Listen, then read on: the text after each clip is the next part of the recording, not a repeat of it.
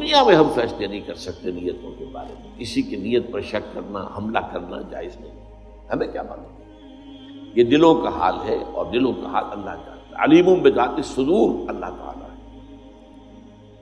وہ جو فرمایا گیا کہ ان اللہ لا ينظر الى صورکم ولا الى اموالکم ولکن ينظر الى قلوبکم واعمالکم. اللہ تمہاری صورتوں اور مالوں کو نہیں دیکھتا، وہ تمہارے دلوں کو دیکھتا ہے اور تمہارے اعمال کو دیکھتا ہے. عمل صحیح ہے، نیک ہے، اور دل میں اس کے لیے جو موٹیو اور جذبہ تھا، وہ جو قوت محرکہ تھی، وہ بھی صحیح ہے. وہ عمل ہے جو اللہ کے ہاں مقبول ہوگا. اب اسی کے حوالے سے میں چند حدیثیں کس انتہا تک یہ بات حضور نے پہنچائی ہے. حضور نے فرمایا من صلی یرائی فقط اشرکا ومن صام یرائی فقط اشرکا ومن تصدق یرائی فقط اشرکا. جس نے دکھاوے کے لیے نماز پڑھی اس نے شرک کیا.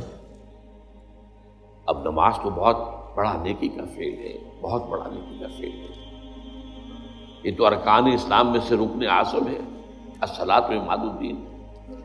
لیکن اس کے پیچھے بھی نیت اگر دکھاوے کی ہے، ریاکاری کی ہے، اپنی دینداری کا اور اپنی تقویٰ کا روب گانٹنا ہے لوگوں کے اوپر، تو پھر یہ شرک ہے. ومن صام یرائی فقط اشرکا، اور جس نے روزہ رکھا دکھاوے کے لیے اس نے شرک کیا. ومن تصدق یرائی فقط اشرکا، اور جس نے صدقہ و خیرات دیا دکھاوے کے لیے، ریاکاری میں، اس نے شرک کیا. اور شرک سے زیادہ بڑا گناہ، گھنامنا گناہ اور کوئی نہیں. 2 مرتبہ سورہ نساء میں یہ آیت آئی ہے، ان اللہ لا یغفر ان یشرک بہ ویغفر ما دون ذلک لمن یشاء. اللہ تعالیٰ اسے ہرگز نہیں بخشے گا کہ اس کے ساتھ شرک کیا جائے، ہاں اس سے کم کر جس کو چاہے گا معاف فرما دے. ایک اور حدیث میں اس سے بھی زیادہ باریک بات کہی گئی.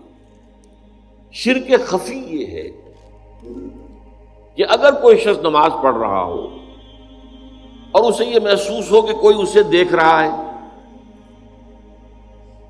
تو وہ سجدہ لمبا کر دے. یہ شرک خفی ہے.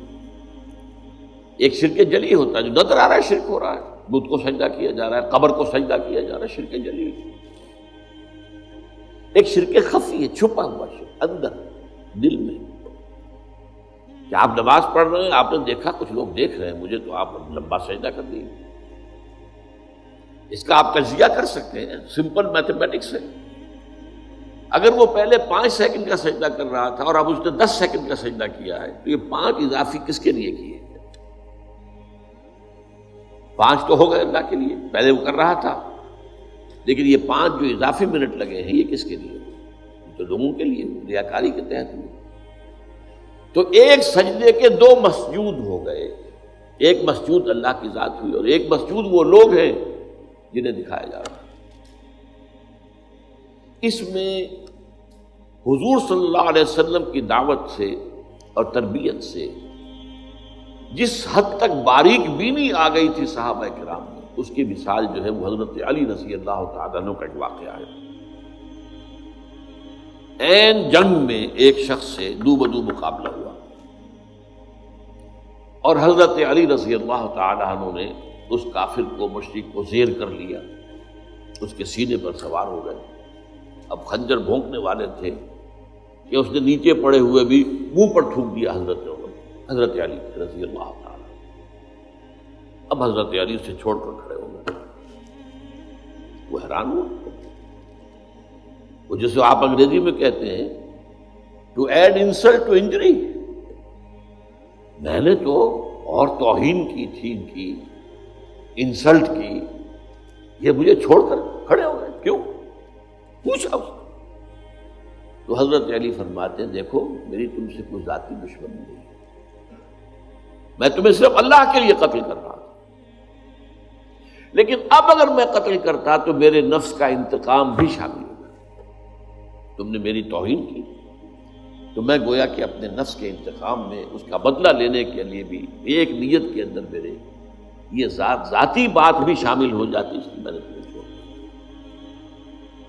اس میں ذرا غور کیجئے، جنگ کا معاملہ ہو اور وہ تو انتہائی جذبات کی گرمی کا وقت ہوتا ہے، یا مرو یا مار دو، اس حالت میں بھی نگاہ رہے اپنی دل کے اوپر اور اپنی نیت کے اوپر، یہ کمال ہے تربیت کا محمد رسول اللہ صلی اللہ علیہ وسلم۔